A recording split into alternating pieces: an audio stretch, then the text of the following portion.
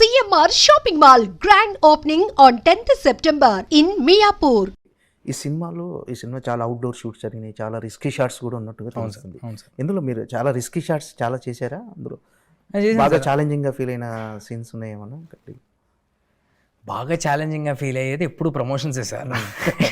Shooting అనేది చాలా తేలిగ్గా ఉంటుంది, బట్ జోక్స్ అపార్ట్ చాలా చేసాం సార్. అంటే నిజంగా లైవ్ లొకేషన్స్కి వెళ్ళి చేసాం మేము. ఏది బాడీ డబుల్స్ వాడటమో, లేకపోతే డూపులను వాడి చేయటమో, లేకపోతే గ్రీన్ మ్యాట్లో చేయటమో చేయలే. నిజంగా హిమాలయస్ వెళ్ళాం, నిజంగా శ్రీలంక వెళ్ళాం, నిజంగా బ్యాంకాక్ వెళ్ళాం. ఆ లొకేషన్స్లో ఫైట్లు చేసాం, యాక్షన్ చేసాం, అన్ని స్టంట్స్. రేపు పొద్దున్న మీరు సినిమాలో చూడబోయే ప్రతి ఒక్క స్టంట్ నేను చేసిందే. ఓకే. సో చాలా ఉన్నాయి సార్. ఎక్కడ డూబ్ లేదు, నథింగ్ అసలు ఎక్కడ లేదు. Okay sir. హనుమాన్ తర్వాత అంటే యాక్సిడెంటల్ కాకతాళీయంగా ఈ కథ వచ్చిందా, లేకపోతే మళ్ళీ హనుమాన్ తర్వాత ఇక నా స్థాయి పాన్ ఇండియా స్థాయి ఈ లార్జర్ దెన్ లైఫ్ స్టోరీలే చేయాలని ఫిక్స్ అయిపోయారు?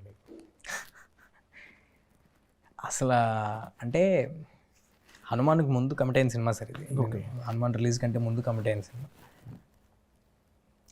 పాన్ ఇండియా స్థాయికి అది కాదు సార్. అంటే మనం చెప్పే కథ అన్ని ఏజ్ గ్రూప్స్కి రెలవెంట్గా ఉందా లేదా, ఎమోషన్ అనేది ఒకటే, ఒక ప్రాబ్లమ్ని చూపించే విధానం అనేది ఒకటే ఇండియాలో ఎక్కడ చేసినా. సో నేను ఇందాక చెప్పినట్టు నా దగ్గరికి ఏదైనా కథ వచ్చినప్పుడు నేను గమనించుకునే ప్రతి సినిమాలో అవన్నీ గమనిస్తాను కాదు, బట్ నేను కొన్ని పర్టికులర్ సినిమాల్లో కథలు చెప్పినప్పుడు నేను గమనించేది ఏంటంటే, ఇది ఒక క్లీన్ ఫిల్మా, నన్ను నేను చూసుకుంటున్నానా, can I be part of this film, and థియేటర్కి రావడానికి ఆడియన్స్కి ఎక్సైట్మెంట్ ఉందా ఈ కథలో, అదర్ దెన్ స్టార్ క్యాస్ట్ తీసేసి, మ్యూజిక్ తీసేసి, ఇంకోటి తీసేసి కూడా కథగా దానికి ఆ బలం ఉందా లేదా అనేది వెతుక్కుంటా. సో అలా వెతుక్కుంటే అన్నీ సమకూరిన సినిమానే ఇది. అంటే సినిమా ట్రైలర్ రిలీజ్ వరకు కూడా, అంటే ముందు వచ్చిన టీజర్ కానీ గ్లిమ్స్ కానీ డెఫినెట్గా అందరికీ నచ్చినాయి. కానీ ట్రైలర్ వచ్చిన తర్వాత మోస్ట్ యాంటిసిపేటెడ్ మూవీ అని ఇప్పుడు రేటింగ్స్లో కూడా ఇది టాప్లో ఉంది. సో ఇప్పుడు రిలీఫ్ అయ్యారా? లేదు. టెన్షన్ రిలీఫ్ అయ్యారా? లేదు, అది ఏం అవ్వలేదు. నాకు ఆ వీకెండ్ అయ్యేంత వరకు సినిమా అందరికీ డెలివరీ అయింది, అందరికీ నచ్చింది అనేంతవరకు అది ఎప్పుడు ఉంటుంది సార్. ట్రైలర్ చూసిన తర్వాత మీకు వచ్చిన ఫీడ్బ్యాక్ ఎలా ఉందని ఇండస్ట్రీ నుంచి కానీ? Great sir, great. అంటే డెఫినెట్లీ సర్ప్రైజ్ అయ్యామని చెప్పారు. Yeah, very good. అంటే చిరంజీవి గారి దగ్గర నుంచి ఒక నోట్ వచ్చినట్టుగా తెలిసింది చిరంజీవి గారు.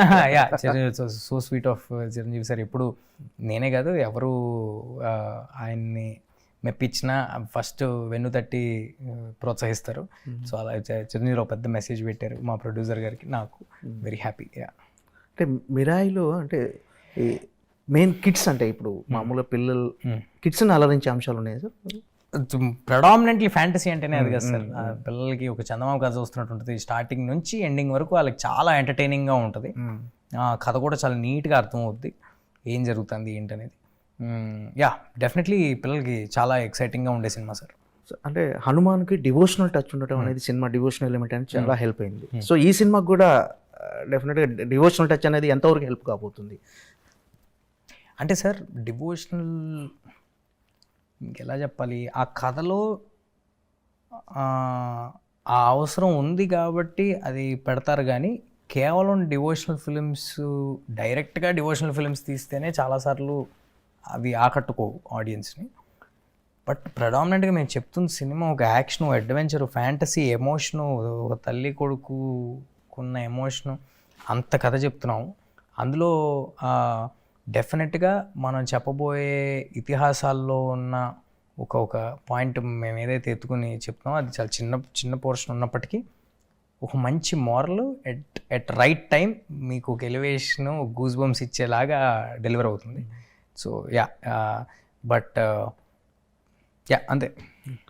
అంటే మీరు బాగా నటుడు అవ్వటం యాజ్ ఆర్టిస్ట్గా అంటే ఇప్పుడు ఎంతవరకు ప్లస్ అయిందంటే, ఇప్పుడు చేసిన క్యారెక్టర్స్ కానీ వీటికి కానీ అంటే మోర్ ఈజీ అయిందా మీకు? డెఫినెట్గా సార్. అంటే అసలు జీరో కెమెరా ఫియర్ నాకు. నా కెమెరా ఉన్నా లేకపోయినా I will be the same. And చిన్నప్పటి నుంచి పెద్ద ఆర్టిస్టులతో వాళ్ళతో చేసేపాటికి కెమెరా ఫ్రెండ్లీ అయ్యేపాటికి నాకు ఎప్పుడు ఎదుట ఆర్టిస్ట్ ఎంత పెద్ద ఆర్టిస్ట్ అయినా ఎవరైనా అదేం ఉండదు. My concentration will be only on my scene. నేను వీళ్ళతో పర్ఫామ్ చేస్తున్నాను అనే ఆలోచన నాలో ఎప్పుడూ ఉండదు. సో యా, దట్ వే చాలా హెల్ప్ అయింది. టోటల్ అవుట్పుట్ చూసుకున్నారు సార్ మీరు చూసుకున్న తర్వాత మీకు ఎలాంటి కాన్ఫిడెన్స్ వచ్చింది? ఫస్ట్ మన డైరెక్టర్ ఘట్టంనేని ఆయన కార్తీక్ నేరేషన్ ఇచ్చినప్పటికీ ఇప్పటికీ మీరు మొత్తం అవుట్పుట్ చూసుకున్న తర్వాత ఏంటి, ఎలా అనుకున్నట్లుగా ప్రజెంట్ చేశారని? ఇంకా గ్రాండ్గా ప్రజెంట్ చేశాడు సార్. విజువల్గా మీరు చూస్తే అర్థమవుతుంది, విజువల్గా this film is very rich first of all, and definitely చాలా ఎక్సైటింగ్ ఫిల్మ్ అయితే డెలివరీ చేస్తాం. ఒక థియేటర్ ఫిల్మ్, ఒక ఆడిటోరియం మూమెంట్ ఉండే ఒక సినిమా. I'm very excited to watch it in the theatres. Okay. Karthik Ghattamaneni గారి అంటే ఈ సినిమా ఆయనకి డైరెక్టర్గా ఎంతవరకు, అంటే ఇప్పటివరకు డైరెక్టర్గా బిగ్గెస్ట్ సక్సెస్ అనేది ఆయన కెరీర్లో లేదు. యాజ్ అ సినిమాటోగ్రఫర్గా ఆయన మంచి పేరు. ఈ సినిమా అతనికి డైరెక్టర్గా ఎంతవరకు ప్లస్ అవుతుంది ఆయన కెరీర్కి? సార్ అంటే ఏది రిలీజ్కి ముందు అలా టాల్ క్లెయిమ్స్ చేసి అలా చెప్పడం నాకు అలవాటు లేదు.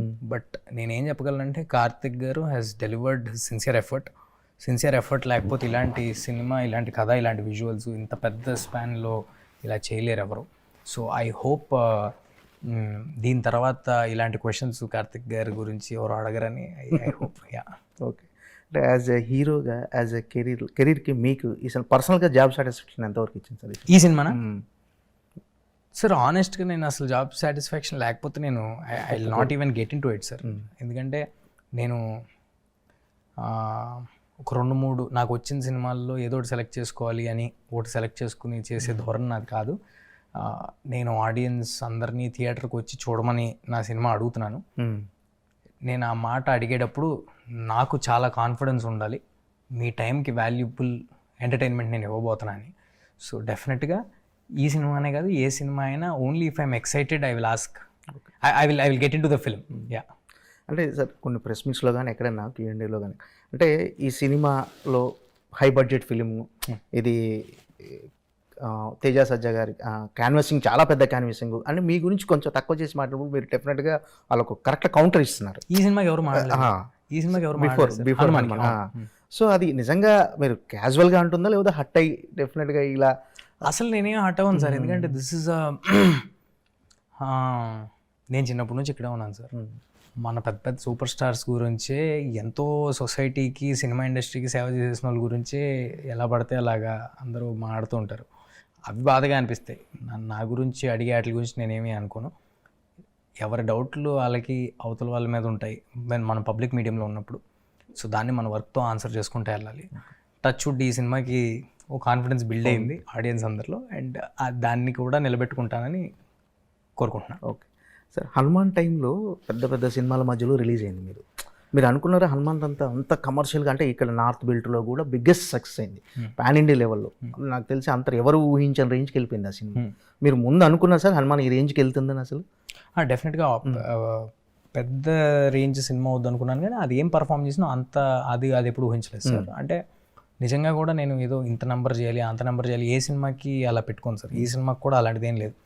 నేను నా 100% ఎఫర్ట్ డెలివర్ చేసేంత వరకు ఉంటుంది. అది ఆడియన్స్కి నచ్చిందా లేదా అనేది నాకు ఇంపార్టెంట్.